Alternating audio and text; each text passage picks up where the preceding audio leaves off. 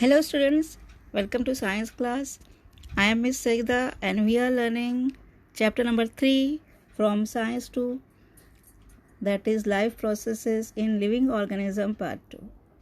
In our previous videos we have learned about parts of flower and different floral whorls.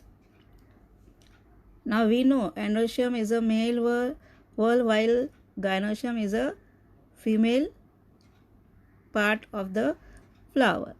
Androecium is also called as stamen and gynoecium is called as carpel. And members of gynoecium, they are called as carpels, so they may be separate or united. An ovary is present at the basal end of each carpel. A hollow style comes up from the ovary. Stigma is present at the tip of style. Ovary contains one or more than one ovules. An embryo sac is formed in each ovule by the process of meiosis. So each embryo sac consists of a haploid egg cell and two haploid polar nuclei. Now, pollination. The process of transfer of pollen grains from anther to stigma is called pollination. And pollination occurs with the help of abiotic agents like wind, water, and biotic agents like insect and other animals. So stigma becomes sticky and receives the pollen grains during pollination, which helps in the germination of pollen grains. Now, in case of angiosperm, double fertilization is its special characteristics. So, double fertilization takes place in angiosperms only. A flower is the functional unit of sexual reproduction in plant. The female reproductive organ of a flower which gives rise to egg or female gamete is known as carpel, and stamen is the male reproductive part of a flower which gives rise to male gametes.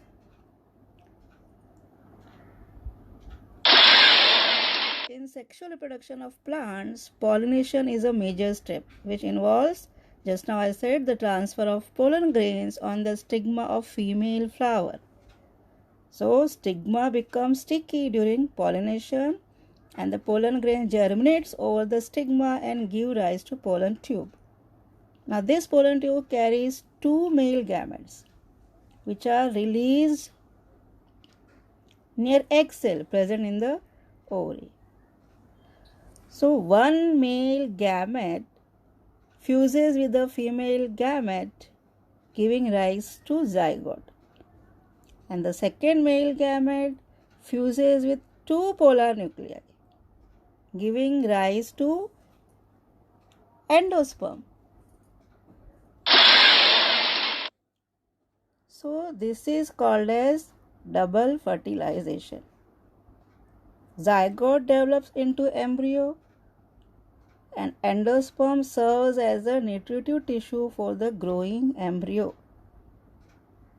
Now this embryo is capable of growing into new plant. So this is how the double fertilization takes place in case of plants, and it is only taking place in case of angiosperm. Next is seed germination. Ovule develops into seed, ovary develops into fruit. Seeds germinate in the soil under favorable conditions, and zygote develops at the cost of food which is stored in the endosperm of seed. And there is a formation of new plant or plantlet. So this is how a new plant is developed from a seed. So ovule develops into seed and ovary into fruit after fertilization. When seeds falls upon the ground, fruit breaks up and they germinate in the soil under favorable condition. In this way, new plantlet is formed, and this is called as seed germination. So this is all about double fertilization in plants and process of seed germination. I hope you have understood this topic. In the next video, we'll study about sexual reproduction in human beings. Till then, take care. Goodbye.